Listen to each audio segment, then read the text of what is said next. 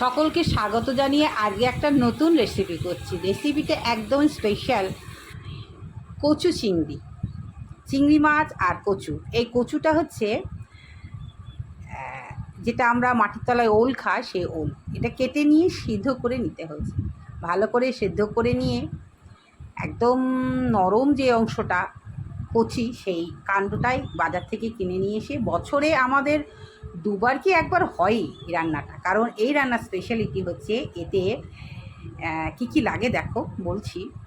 নুন, হলুদ, মিষ্টি, তারপরে এই যে কাঁঠালের বীজ, পটল, আলু, তারপরে বেগুন।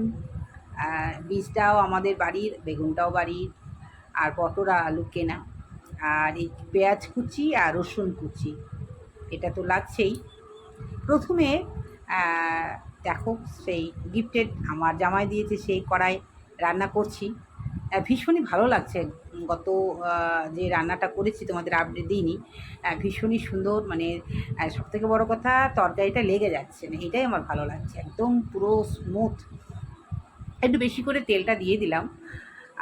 আর একটা তো মেশাবো, সেটা আমি লাস্টে দেখাবো কী দেবো। প্রথমে কাঁচা লঙ্কা গোটা গোটা দিয়ে দিলাম, একটু আর তার সঙ্গে পাঁচফোড়ন বেশ সুন্দর করে এটাকে নাড়াচাড়া করে নিতে হবে।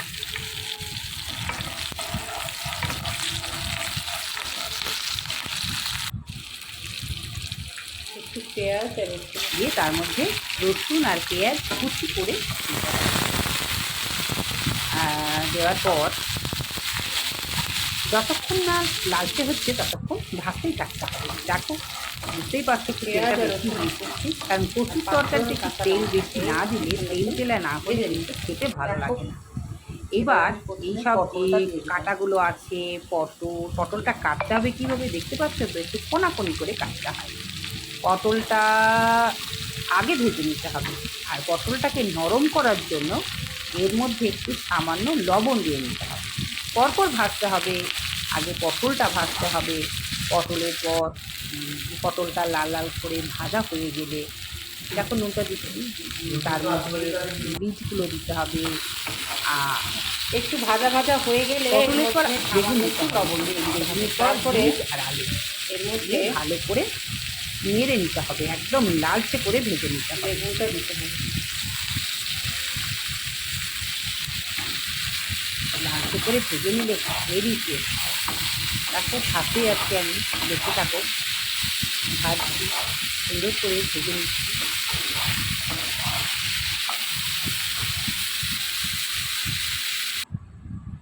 বেগুনটা ভাজা হয়ে গেলে আলু আর কাঁঠালের বীজটাকে একটু দিয়ে দিই। এবার এগুলোও সুন্দর করে ভাজা ভাজা হয়ে গেলে এই যে আমি যে কচুটাকে সেদ্ধ করে নিয়েছি, সেই কচুটাকে ভালো করে জলটাকে চিপে নিতে হবে।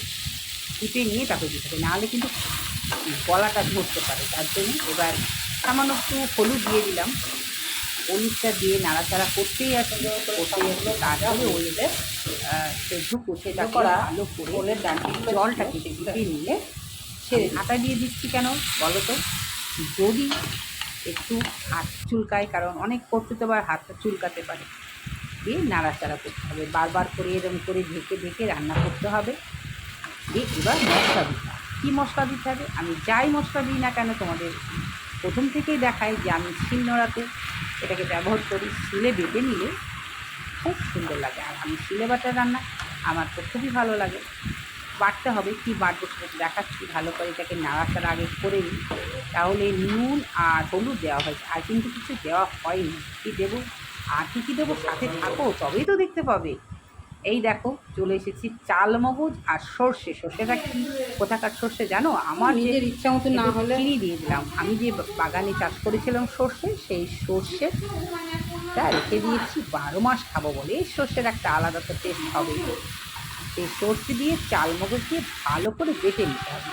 বেটে নিয়ে সেই মশলাটা দিয়ে দিতে হবে, দিয়ে খানিকক্ষণ একটু নাড়াচাড়া করে, এবার এটাকে নাড়াচাড়া করে সর্ষে আর কাঁচা লঙ্কা খানি নাড়াচাড়া হয়ে গেলে সেটাকে নামিয়ে রাখবে। নামিয়ে রেখে আর একটা জিনিস মেশাবো। সেটা কী মেশাবো তোমরা দেখতে থাকো। আগে বলে দিলে তো তোমরা দেখবে না, তার জন্য তোমাদের দেখার জন্য আরেকটু সুযোগ করে দিলাম। আস্তে করে নেড়ে একটু অপেক্ষা করো। এই দেখ চলেছে স্পেশাল চিংড়ি। এটা একটু ছোট চিংড়ি, সেই চিংড়ি হচ্ছে পুরো নদীর চিংড়ি। চিংড়িটাকে ভালো করে বেছে নিয়ে সুন্দর করে তেলে ভালো করে ভেজে নিতে হবে। ভেজে নিয়ে তারপরে কী করতে হবে, ওর সঙ্গে মেশাতে হবে। আগে ভালো করে ভেজে দিয়ে এর মধ্যে তরকারিটা ঢেলে দিয়ে বেশ কিছুক্ষণ মোটামুটি 10-15 মিনিট মতন একটু নাড়াচাড়া করতে হবে। ওই টেস্টটা তো আসবেই। আগে চিংড়িটাকে ভালো করে ভেজে নিতে হবে। দেখো এই চিংড়িটা কিন্তু সে আমাদের বরফের চিংড়ি না, এটা একদম পিওর চিংড়ি। মোটামুটি এখানে চাষ হয় এই চিংড়িটা। তো হয়ে গেল একটু লালচে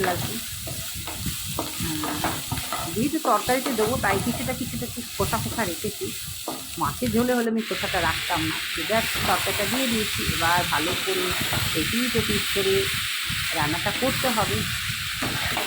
দিয়ে নামাবার আগে একটা জিনিস দিতে হবে। সেটা কী দেবো দেখি, তোমাদের দেখাতে পারি কি না। হ্যাঁ, এই তরকারির স্পেশাল হচ্ছে কাঁচা সরিষার তেল। কাঁচা সরিষার তেল নামাবার আগে একটু গোল করে ঘুরিয়ে দিতে হবে, দিয়ে তবেই ভালো টেস্ট হবে। হয়ে গেল চিংড়ি কচু, ব্যাস রেডি। আজকের রেসিপিটা কেমন লাগলো অবশ্যই জানাবে। নতুন বন্ধু থাকলে হাবিয়া সুলেখা ব্লগে সাথে থাকবে, সাবস্ক্রাইব করবে এবং শেয়ার করতে পারবে। আজকে আসি, আবারও দেখা পরের ভিডিওতে।